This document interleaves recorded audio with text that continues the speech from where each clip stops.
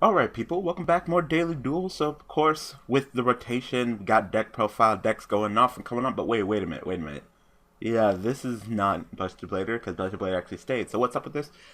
This is just a kind of preempted deck profile. It's probably the first time I've ever done on Daily Duels.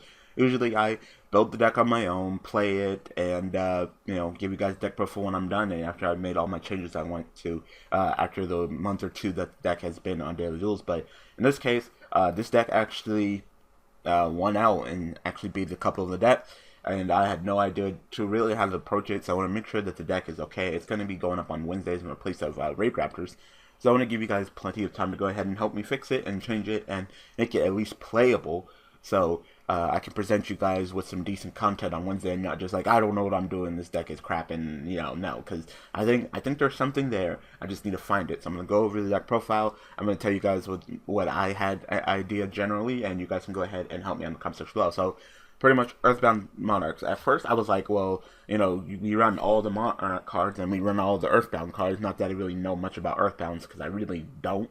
So if you guys can go ahead and help me out with that, I'd be really appreciative.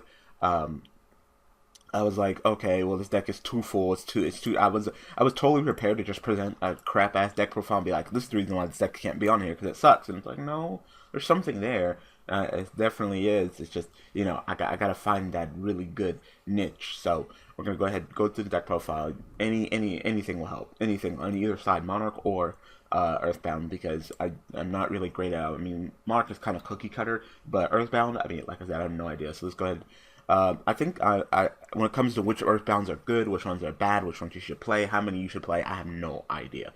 So I just was like, all right, well, six is a nice number, so we'll kind of go with that. From the decks that I was seeing, online, generally people were playing six Earthbound Immortals. Now, which ones they were playing varied, and I was like, I don't know which ones are good. So I kind of went with the Seal of Piscu, because when this face-up card leaves the field, except by its own effect, you can destroy as many face-up monsters your opponent controls as possible if you do inflict 800 damage. So, uh, you know, it's kind of like a mandatory effect. So, for example, if I tribute it off for, like a Monarch or something like that, it'll go off and, wipe all their face-up monsters, inflict 800. It's not bad. So that's the reason why I went with the Seal of Piscu over uh, anybody. I mean, I guess he's a little bit lower when it comes to direct attack, only being 25, but I'll get the job done eventually, right? So I guess you should probably rely on more 3,000 beaters so you can get the kill done in 3 hits instead of 4. Because with this guy, you'd have to attack directly 4 times with 8,000, because he only gets 75.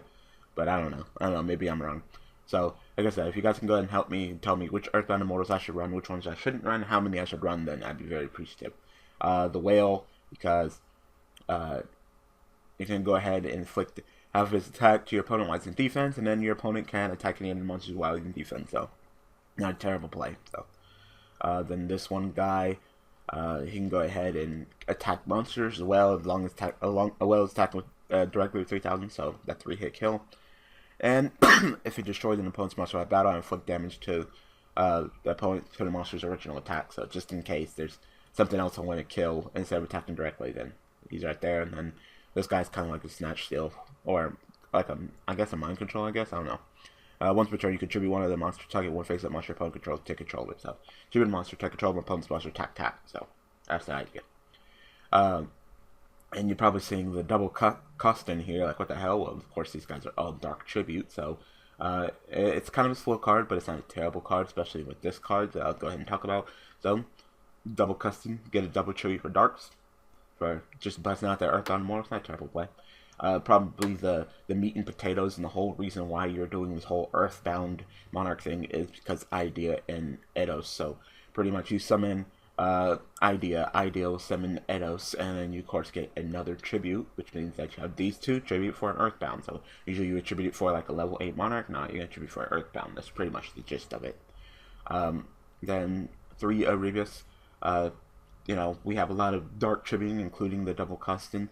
So um, if it's a tribute summon, I can go ahead and send 2 Monarch spells and traps with different names, and go ahead and shuffle card back into the deck. It's a pretty powerful effect. And I was thinking about maybe doing Kai's, but I was like, Rebus. I mean, we are running a lot of the Monarch spells and traps, so why not? Why not go ahead and send them primes or something along those lines, and or maybe a Pantheism, banish, get to search. So, yeah. So, as you can see, close the Enter's not in here. I was like, well, really, what does Enter bring to the table? You know, like I said, I kind of tried to find a balance between Monarchs and Earthbounds, and I was like, you really don't bring anything to the table. Well, you can actually bring something to the table and be dark, so you should have synergy with this double custom. So, yeah. Of course, a Lower Darkness, because I totally don't mind pitching Earthbound if I draw too many, getting deeper into my deck. 1-for-1, go ahead and summon that idea. The quicker I summon that idea, the quicker I can bust out one of these Earthbounds. Rhoda, idea, once again. I run 2 card advance. You look at the top 5 cards of your deck, place them in any order you want, and you contribute summon 1 monster addition to your normal summon. So, pretty much, it just is to card advance, look at the top 5 cards, put them in any order. I get an additional tribute summon to -1, but hey, I get an additional tribute summon. Then, you know, I can go ahead and Pantheism, pitch, draw into cards that I already know I set up with card advance. Normal summon, double custom. I still get a tribute summon. He costs 2 creatures for dark. Bam, there's an Earthbound Immortal or an Erebus. So that's pretty much the gist. That's why I went with the 3 double custom, because he's at least a 17 beat, which isn't terrible, and 2 tributes for a dark and a 2 card advance. So that's the kind of security play with those 2. Then pretty much all the Monarch crap, of course. 3 domain. It's just tribute summon monsters. Of course, there's going to be no extra deck. Playing triple domain. Bust out that Earthbound Immortal with domain. You can't summon from the extra deck, so no castelling my field spell away and killing my Earthbound Immortal. No, yeah.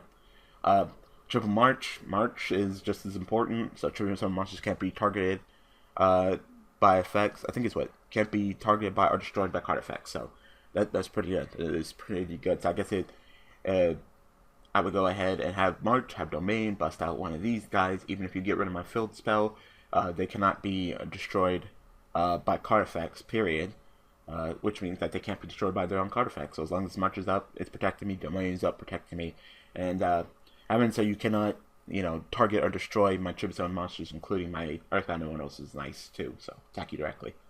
Of course, triple Pantheism, let's go. Triple Tenacity. I probably should change Tenacity or up the count of Monarchs, but I need to figure that out, of course. Monarchs on 4th, I guess, just because it's Monarchs on 4th, but I'm not sure if I'll ever get this off. I mean, I don't really have, I'm not running like Ether or something along those lines. I'm not running any of the other lower level Monarchs, so we could probably maybe switch this out and run more like another Monarch that's revealed for Tenacity, because Tenacity is important. It's just, you know, the only thing I can really reveal for Tenacity is Erebus, so I should probably fix that before I dead draw the hell out of this. And this, I'm not sure, you know, because I would have to tribute one of my own monsters and tribute one of my opponent's monsters. So I guess maybe if you have, like, you know, Eidos and Monarch Stone Force, and my opponent have a monster I can tribute off for, you know, this. But maybe I can lower the ratio of these guys, keep this, maybe drop this down to like maybe 1 or 2, and tweak all of this. So definitely gonna need a lot of fixing. I need your help. And Prime, I could probably drop Prime down to 2. I kind of like 3 Prime because it's a really important card in Monarchs. You know, getting it when you send it to the graveyard, of course you're gonna be banishing to summon it back, but then you only have 1 left in the deck to have on the field to recycle your spells and traps from Monarchs. So I was like, yeah, well, you know, you have a higher odds of getting it when it's at 3, and then, you know, so that's how it kind of felt with this. But I could probably drop this down to like 2. Like I said, Nekroz, he's pretty good. I mean, I probably will never get that second effect because I don't think he'll ever be tribute summoned. I guess if I do this to this to this, then I can get it. So that's not terrible, and I can go ahead and target 2 cards to banish. So, you know, we might go ahead and end up putting him in the deck for an additional Monarch. But if you just tribute for 1, this card's tribute summon, you can target 1 card on the field, banish it, and inflict 1,000 to your opponent. If it's a dark monster, I mean, it's just like regular Kaios. So if I do this to this to this, then there's 2. But if it's just this to this, then it's just 1. So I don't know. As I said, I kind of put this in the back burner just because it is like the main Monarch card, but I'm just not sure if it has a reason or a purpose or synergy of being in this particular deck, where I'm trying to focus more on Earthbound Immortals. So yeah. And then, of course, this kind of goes with this. If I'm going to run this and I'm going to special summon, I'll generally go ahead and special summon that Nekroz and pop something and draw a card, even if it's my own cards. I mean, drawing is drawing, you know. If I don't need a card advance, I can go ahead and set it, special summon this, pop card advance, draw a card. So. And then, of course, you cannot talk about Earthbound Immortal. So I'm not talking about Hardened Armed Dragon. Special summon this card by sending 1 level 8 or higher monster from your hand to the graveyard, including Rebris or Megakai's to fight side run it, pitch it, special summon this, and if you tribute summon this card for a tribute summon of a level 7 or higher monster, that monster cannot be destroyed by card effects. The reason why I kind of opted out for this is because I have March, so instead of doing all that cutesy plays, I can just be like, March, no, you can't, I can't target it, and I can't destroy a card effect. Well, only being destroyed by card effects is kind of good. I mean, I got March, so like I said, just doing the deck profile now, it seems like the deck needs some tweaking. It seems like it'll be really inconsistent. Like I said, maybe I don't need this. Maybe I don't need as many of these. Maybe I need more monarchs. Maybe this should be up at 3. So I'm just not sure. Maybe I should lose some of this. Maybe lose some of this. Maybe not this at all. So if you guys can go ahead and help me out, just go ahead and post whatever you think should be changed, and we'll go ahead and bounce around ideas and hopefully have this deck ready by Wednesday. Like I said, Wednesday, you'll be getting another double daily duels. This will be going up, and Red Raptors will be taken off. So I at least want to get this deck nice and prepared and ready so I can present you with some quality content. Like I said, I think there's something there. It's just I don't want to be like, oh my god, this deck is trash for like the next month, and it's really not. And I'm just playing it incorrectly, or I haven't made the deck correctly, because I definitely see something there. It's just we gotta like chisel it out, and then we'll have something entertaining for the next month.